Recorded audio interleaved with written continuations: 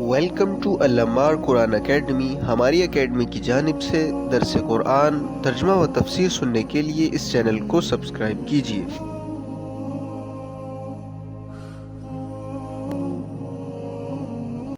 الحمد للہ رب العالمین، اما بعد فاعوذ باللہ من الشیطان الرجیم، بسم اللہ الرحمن الرحیم۔ لیس البر ان تولوا وجوہکم قبل المشرق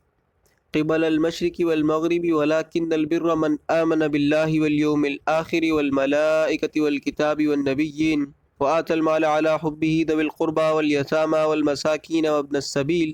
والسائلين وفي الرقاب وأقام الصلاة وآتى الزكاة والموفون بعهدهم إذا عاهدوا والصابرين في البأساء والضراء وحين البأس أولئك الذين صدقوا وأولئك هم المتقون۔ لفظی ترجمہ، لیس البر نہیں ہے نیکی یہی چیز، نہیں ہے یہی چیز نیکی، ان تولو یہ کہ تم پھیرو وجوہکم اپنے چہروں کو، قبل المشرقی والمغربی مشرق کی طرف اور مغرب کی طرف، ولیکن البر اور لیکن نیکی من اس شخص کی ہے، آمن باللہ جو ایمان لایا اللہ تعالیٰ پر، والیوم الآخر اور آخرت کے دن پر، والملائکتی اور فرشتوں پر، والکتاب اور کتابوں پر، والنبیین اور پیغمبروں پر، وآت المال اور دیا اس نے مال، علی حبہ اس کی محبت کی وجہ سے، اللہ تعالیٰ کی محبت کی وجہ سے، ذوی القربہ قریبی رشتہ داروں کو، والیتامہ اور یتیموں کو، والمساکین اور مسکینوں کو، وابن السبیل اور مسافروں کو، والسائلین اور مانگنے والوں کو، وفی الرقاب اور گردنوں کے چھڑانے کے لیے، واقام الصلاۃ اور قائم کی اس نے نماز، وآت الزکاۃ اور اس نے زکوٰۃ ادا کی، والموفون بعہدہم اور پورا کرنے والے اپنے عہدوں کو، اذا عاہدوا جس وقت وعدہ کر لیتے ہیں، والصابرین اور صبر کرنے والے، فی البأساء مالی تنگی میں، والضراء اور بدنی تنگی میں، وحین البأس اور میدان جنگ میں، اولئک الذین یہ وہ لوگ ہیں، صدقوا جو سچے ہیں، وَأُولَئِكَ هُمُ الْمُتَّقُونَ اور یہی لوگ ہیں جو پرہیزگار ہیں۔ پہلے جو ہے وہ تحویل قبلہ کا مسئلہ تھا کہ آن حضرت صلی اللہ علیہ وسلم کی خواہش کے مطابق جب اللہ تعالیٰ نے بیت اللہ کو قبلہ بنا دیا تو منافقوں اور مشرکوں نے اور یہودیوں نے اس کو بڑا جو ہے اچھالا، اور خصوصاً یہود و نصارہ نے کہا کہ اس کی کس بات پر ہم اعتبار کریں۔ آپ نے یہ ساری باتیں سنی تھی،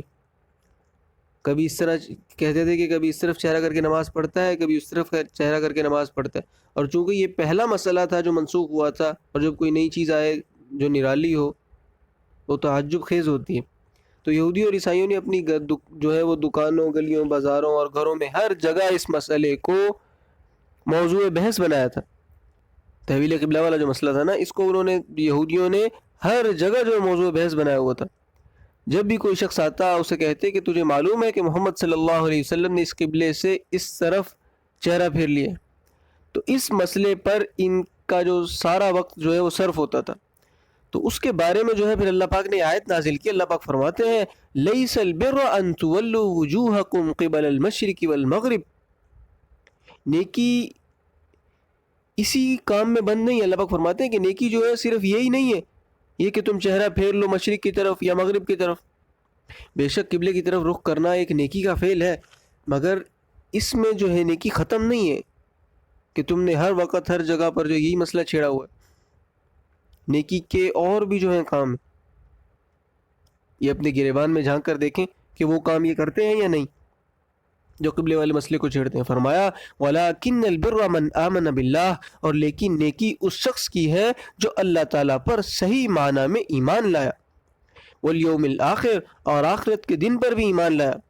یہودی اور عیسائی ویسے تو کہتے تھے کہ قیامت حق ہے، مگر جب اس کی تفسیر کرتے تھے تو بالکل انکار ہی ہوتا تھا۔ میں سمجھانے کے لیے ایک بات عرض کرتا ہوں کہ جس طرح کوئی شخص کہے کہ میں نے صدر مملکت کو دیکھا ہے، وزیر اعظم کو دیکھا ہے، اور جب اس کو کہا جائے کہ صدر صاحب کا حلیہ کیسا ہے، ان کا قد کیا ہے، شکل و صورت کیا ہے، تو کہتا ہے کہ اس کی 4 ٹانگیں ہیں اور لمبی دم ہے اور لمبی سی اس کی سونڈ ہے اور چوڑی سی پیٹھ ہے، تو یہ تو ہاتھی ہوا، یہ تو کوئی صدر وزیر اعظم نہ ہوا۔ اب اس طرح سمجھیں کہ یہ کہتے تھے کہ آخرت ہے، یہودی اور عیسائی، یہودی جو تھے یہ کہتے تھے کہ آخرت ہے، مگر جب اس کی تفسیر کرتے تھے، جب اس کو بیان کرتے تھے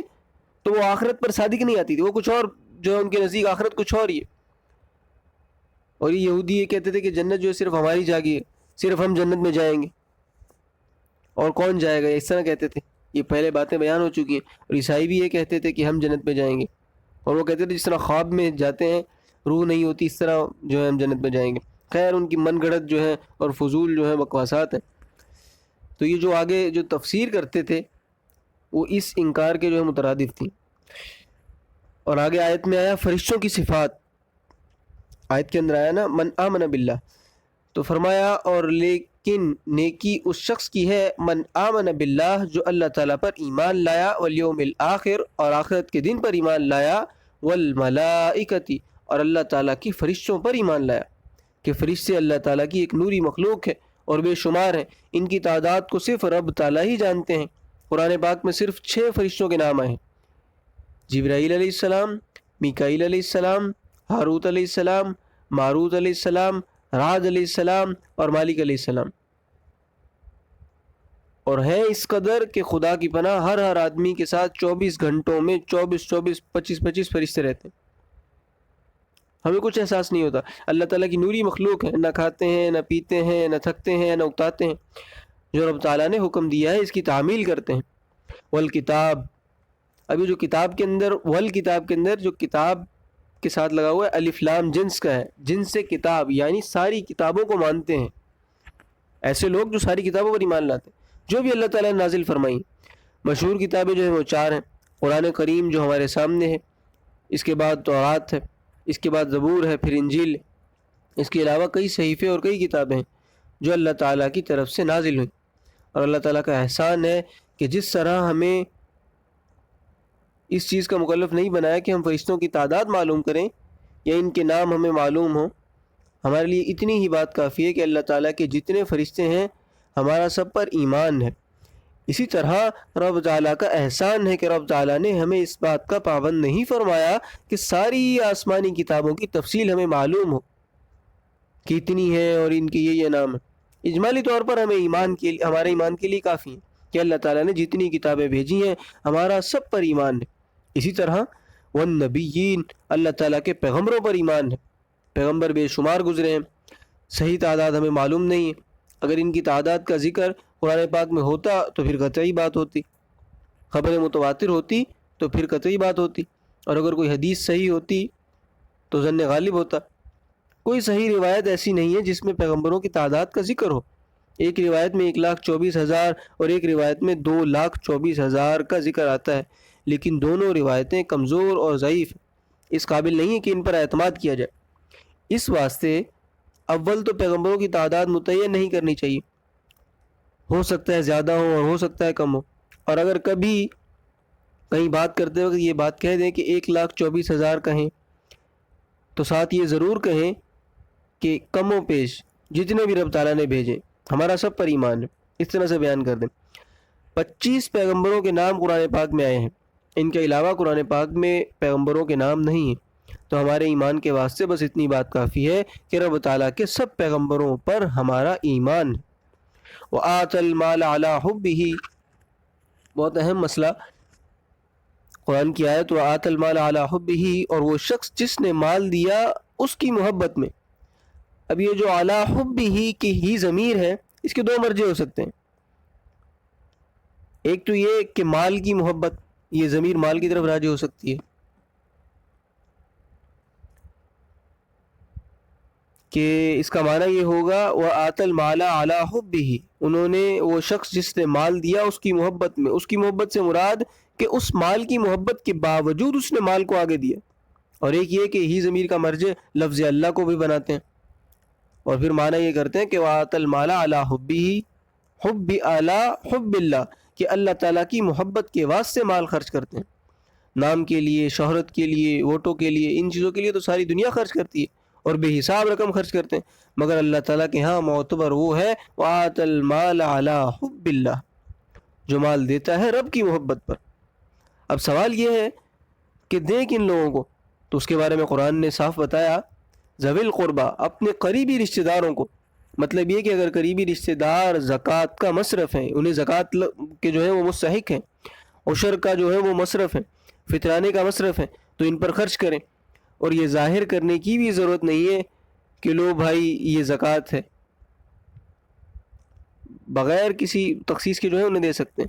اور یہ کہہ کر کہ یہ لیں گے یہ عشر ہے۔ لیکن زکوٰۃ میں نیت شرط ہے، آپ نیت جو ہے وہ کریں، لیکن جن کو دینی ہے ان کو یہ نہ کہیں کہ یہ زکوٰۃ ہے یا عشر ہے،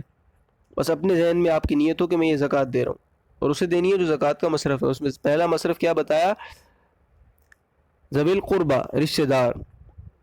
اور زکوٰۃ کے اندر جو نیت ہے وہ شرط ہے، ضروری ہے، اللہ تعالیٰ نیتوں کو جانتے ہیں، بس یہ نیت کر لیں کہ زکوٰۃ جو ہے وہ یہ زکوٰۃ کی رقم ہے اور یہ مصرف ہے کہ میں اس کو دیتا ہوں۔ اگر آپ اس کو انعام کے طریقے پر دے دیں یا امداد کے طریقے پر بھی دے دیں تو بھی زکوٰۃ ادا ہو جائے گی، مگر نیت شرط ہے، کیونکہ جس طرح نماز بغیر نیت کے ادا نہیں ہوتی، زکوٰۃ بھی بغیر نیت کے ادا نہیں ہوتی۔ تو اسی طرح اگر نیت نہیں کی تو پھر جو زکوٰۃ ہے وہ ادا نہیں ہوگی، پھر زکوٰۃ ان کے ذمے ہوگی۔ جس طرح ہاسپٹل وغیرہ میں زکوٰۃ دے دیتے ہیں، وہاں بھی ہر آدمی پر خرچ نہیں ہو سکتی، کیونکہ اس کا جو ہے خاص مصرف ہوتے ہیں، اور بہت ساری جگہوں پر زکوٰۃ دے دیتے ہیں، تو اس لیے زکوٰۃ کوشش کریں اپنے ہاتھ سے دیں، ایسے مصرف میں دیں جو اس کا مستحق ہو۔ پہلے مسئلہ جو ہے وہ معلوم کر لیں، بے احتیاطی سے اپنی گردن کو وزنی نہ بنائیں۔ ہاسپٹل کے جو مریضوں میں امیر بھی ہوتے ہیں، سید بھی ہوتے ہیں، غیر مسلم بھی ہوتے ہیں، بلکہ جو مستحق نہیں ہیں، یہ ہاسپٹل کی ایک مثال دے رہا ہوں، تقریباً ہر فیلڈ کے اندر ایسے لوگ ہیں، لوگ اداروں کو دے دیتے ہیں، وہ آگے اپنی مرضی سے خرچ کرتے ہیں، اور جو مستحق نہیں ہوتے وہ آگے آگے جو ہے وہ بڑھ کر جو ہے ان پیسوں کو وصول کرتے ہیں۔ اس واسطے زکوٰۃ دیتے وقت جو ہے بڑا احتیاط کریں کہ آپ کی زکوٰۃ ادا ہو اور آپ کی گردن پر رب کا قرض نہ رہے۔ قریبی رشتہ داروں کی اور بھی مدد آپ جو ہے وہ کر سکتے ہیں، ضروری نہیں ہے کہ ان کو زکوٰۃ پر فارغ کر دیں، اس کے علاوہ بھی آپ مدد کر سکتے ہیں، اس بات کے اہل ہیں کہ ان کے پاس نہیں ہے اتنا، صرف زکوٰۃ پر جو ہے وہ انہیں فارغ نہ کریں۔ پھر زکوٰۃ کے جو مصارف ہیں آگے دوسرا مصرف بیان کیا، والیتامہ، قرآن کہتا ہے والیتامہ، اور وہ جو یتیم ہے، اور یہ یتیم چاہے اپنی برادری کے ہوں یا محلے کے ہوں یا قصبے کے ہوں، شہر کے ہوں، آپ کے علاقے کے ہوں، کسی بھی جگہ کے ہوں، تو یہ یتیم بھی آپ کے مال ہمدردی کے مستحق ہیں۔ والمساکین، اور مسکین کو، مسکین اس کو کہتے ہیں کہ اس کے پاس کھانے پینے کے لیے ہے مگر نصاب جو ہے وہ پورا نہیں ہوتا، نصاب ہے 52.5 تولے چاندی، یہ اس کی مالیت، تو اس پر قرض بھی نہیں ہے، اور اتنا سامان اس کے گھر میں موجود ہے جو نصاب کو پہنچتا ہو، لیکن جس آدمی کے پاس یہ ہے کہ اس کو شریعت صاحب نصاب کہتی ہو، اس کو جو ہے آپ زکوٰۃ دے سکتے ہیں۔ ایسے آدمی کو زکوٰۃ، فطرانہ، عشر، نذر، منت، کسی بھی قسم کا کفارہ یعنی واجب قسم کا کفارہ اور صدقہ دینا جائز نہیں ہے، جس کے پاس جو ہے اتنی مالیت موجود ہے کہ وہ نصاب کو پہنچتی ہے، یا اتنا اس کے پاس نقد رقم ہے، یا اتنا اس کے پاس جو ہے گھر کا سامان موجود ہے۔ کئی ایسے ہیں کہ وہ یہ نہیں دیکھتے، کئی لوگ جو ایسے ہیں وہ یہ بات نہیں دیکھتے کہ اس عورت کے پاس کتنا مال ہے، بس یہ کہتے ہیں کہ وہ بیوہ ہے۔ تو بھائی بیوہ ہونا تو ہے، مصرف نہیں ہے، ہو سکتا ہے کہ وہ صاحب نصاب ہو۔ ایک پلنگ جو ہے وہ اگر اس کے پاس زائد ہے، ضرورت سے زیادہ اگر ایک پلنگ بھی ہے تو وہ بھی صاحب نصاب کے اندر آ جاتا ہے، اور اس پر زکوٰۃ، فطرانہ وغیرہ کوئی شے نہیں لگتی۔ اور اللہ معاف کرے، ہمارے تو آپ کے سامنے آج ہمارے گھروں کا ماحول، کپڑے ضرورت سے زائد، جوتے ضرورت سے زائد، ہر کمرے کے اندر جو ہے پلنگ موجود ہیں،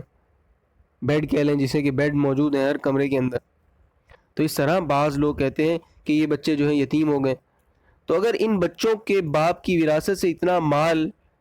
ان کو مل جاتا ہے جس سے وہ صاحب نصاب بن جاتے ہیں، تو ان کو بھی زکوٰۃ وغیرہ نہیں لگتی۔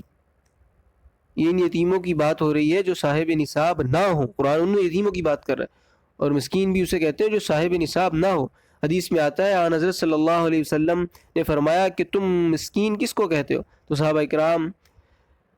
رضی اللہ عنہم نے کہا کہ جو مانگتے پھرتے ہیں۔ فرمایا وہ مسکین نہیں ہے، بلکہ مسکین وہ ہے کہ مصرف کے وہ جو ہیں مصرف تو ہوں مگر مانگتے نہ ہوں، لوگوں کے سامنے اپنی غربت کا جو ہے واویلا نہیں کرتے وہ لوگ، اور عام لوگوں کو پتہ بھی نہیں ہے کہ یہ امیر ہے یا غریب۔ اسی واسطے اپنی برادری میں جو نیک دیندار صحیح العقیدہ نمازی، صحیح العقیدہ اور نمازی ہیں تو ان مصرف پر جو ہے وہ خرچ کریں، ان کو جو ہے اپنی زکوٰۃ دیں۔ بے نمازی کو بھی زکوٰۃ نہیں دینی چاہیے۔ حدیث میں آتا ہے لا یأکل طعامک الا تقی، یاد رکھے تمہارا کھانا وہ کھائے جو پرہیزگار ہے۔ غیر متقی کھائے گا تو رب کی نافرمانی کرے گا۔ اگر آپ کسی نشئی کو زکوٰۃ دیں محض اس واسطے کہ یہ میرا رشتہ دار ہے تو فرض ادا نہیں ہوگا، اور وہ نشہ کرے گا، سینما دیکھے گا، شراب پیے گا، فلمیں وغیرہ دیکھے گا، تو آپ کی حلال کی کمائی حرام کی کاموں پر خرچ ہوگی۔ لہذا سوچ سمجھ کر دیں، اور ہر مانگنے والے کو بھی زکوٰۃ نہ دیں۔ یہ نشئی وغیرہ کی جو بات ہوئی ہے اس کے اندر جو ہے اور آپ اپنے آپ کو مطمئن کر سکتے ہیں، آپ کو یہ یقین ہے کہ وہ صحیح کاموں پر آ گیا ہے تو پھر اس وقت آپ دے سکتے ہیں، اور ہر مانگنے والے کو بھی نہ دیں۔ میں نے عرض کیا جس طرح قرآن کی کا ہے کہ وابن السبیل، اور مسافر کو بھی دی جا سکتی ہے۔ اس کے بارے میں کہ آج آپ کے سامنے کہ مسلمان قوم کے لیے یہ بھی بڑی جو ہے مصیبت ہے بن گئی ہے کہ اچھے بھلے لوگ جو ہے مانگتے پھرتے ہیں کہ جہاں چار آدمی دیکھ لیں تو سوال کر دیتے ہیں، حالانکہ اگر آپ ان کی تلاشی لیں جس سے مانگ رہے ہیں اس سے زیادہ رقم مانگنے والے کے پاس نکل آئے گی، لیکن عادت بن گئی ہے۔ ہاں اگر اپنا دل مطمئن ہے کہ واقعی راستے میں اس کی چوری ہو گئی یا اس کا خرچ جو ہے وہ ختم ہو گیا جس طرح وہ مانگنے والے کہہ رہے ہوتے ہیں، یہی ساتھیوں سے بچھڑ گیا ہے، تو پھر اس وقت آپ اس کو دے سکتے ہیں اگر آپ کا دل مطمئن ہو جائے اس بات پر۔ پھر جو ہے وابن السبیل کے بارے میں مسئلہ ہے کہ اگر کوئی شخص اپنے گھر میں امیر ہے لیکن سفر میں ایسی جگہ پر ہے کہ جہاں سے آسانی کے ساتھ اہل خانہ کو اطلاع نہیں پہنچ سکتی اور وہاں اس کے پاس خرچہ کم ہو گیا تو اس کو جو ہے زکوٰۃ دی جا سکتی ہے۔ ہاں آج کل جو ہے وہ ایک آپ کے سامنے بڑی سہولت ہے موبائل فون، اگر اس پر کوئی اعتبار نہیں کرتا وہ یہ کہے کہ آپ جو ہے اتنے پیسے دے دیں اس کو کہ وہ گھر فون کر لیں، وہاں سے اسے رقم مل سکتی ہے۔ اور بعض لوگوں نے مانگنے کو پیشہ بنا لیا، یہ بہت زیادہ ہو گیا ہے پاکستان کے اندر، اللہ معاف کرے ہر دوسرا بندہ جو ہے یہ کام شروع ہے، وہ آسان کام ہے نا، تو مانگنے کو پیشہ بنا لیا۔ اخبارات میں آپ پڑھتے رہتے ہیں، اس طرح ایک خبر آئی کہ ایک بھیکاری نے، مانگنے والے نے 1.5 لاکھ تک جو ہے وہ ملک بچاؤ جو اسکیم ہوتی ہے اس کے اندر دیا، اور آگے وعدہ کیا کہ میں جو بھی کماؤں گا اس میں اور حصہ بھی دوں گا۔ تو ایسے لوگوں کے پاس تو اور بھی پیسے ہوں گے، تو ایسے لوگوں پر جو ہے زکوٰۃ بالکل نہیں لگتی۔ فرمایا والصائلین، اور جو مانگتے ہیں اور تمہارا دل مطمئن ہے، اور حالات اور قرائن میں نے بتایا نا کہ حالات اور قرائن ایسے موجود ہیں کہ واقعی یہ پیشہ ور نہیں ہے تو پھر اس کی مدد کر سکتے ہیں۔ تو پھر رقاب، اور رقاب رقبتن کی جو ہے جمع ہے، اس کا معنی ہے گردن، یعنی جو غلام ہوتے ہیں نا، لیکن اس سے مراد صرف جو ہے وہ غلام اور لونڈیاں ہی مراد ہوں گی، اور دوسری جو ہے وہ مراد نہیں ہوں گی۔ پہلے ہوتی تھیں ایسے غلام اور ایسی لونڈیاں تھیں کہ لوگ ان کو رقم دیتے تھے کہ اپنے آقا کو دے کر آزادی حاصل کر لیں۔ اس وقت جو ہے شرعی طور پر غلام ہمارا علم میں نہیں، باقی یہ جو گنڈے قسم کے لوگ ہیں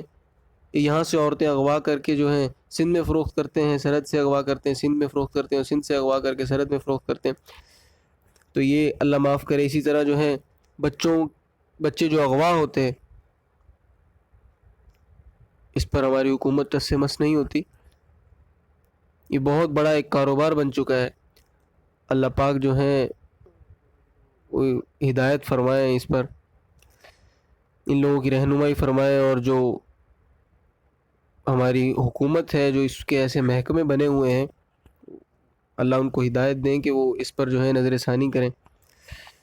خیر یہ بہت بڑا جو ہے ماحول بن گیا، یہ خیر غلاموں میں نہیں آئیں گے یہ لوگ جو ہے نا، یہ بتانا مقصود تھا۔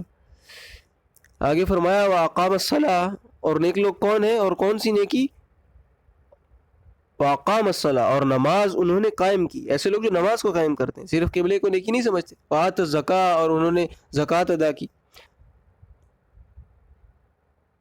آپ دیکھیں کہ یہاں زکوٰۃ دینے کا ذکر جو ہے وہ الگ کیا ہے، اور پہلے مال دینے کا ذکر جو تھا وہ الگ کیا تھا۔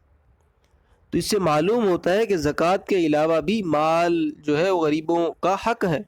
اور حدیث پاک میں آتا ہے کہ مال میں زکوٰۃ کے علاوہ بھی لوگوں کے حقوق ہیں، غریبوں، مسکینوں اور پڑوسیوں کا حق ہے، رشتہ داروں کا حق ہے، سب کے حقوق جو ہے ادا کریں۔ والموفون بعہدہم، اور وہ لوگ جو پورے کرتے ہیں اپنے وعدے، اذا عاہدوا، جب وہ وعدہ کرتے ہیں،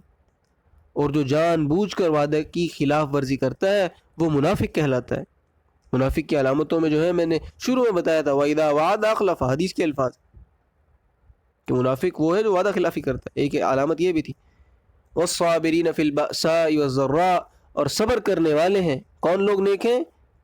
نیکی کون سی ہے؟ وہ ہے کہ جو صبر کرنے والے ہیں مصیبتوں اور پریشانیوں میں۔ حضرت عبداللہ بن مسعود رضی اللہ تعالی عنہ، جو کہ ساری امت میں پہلے نمبر کے مفسر قرآن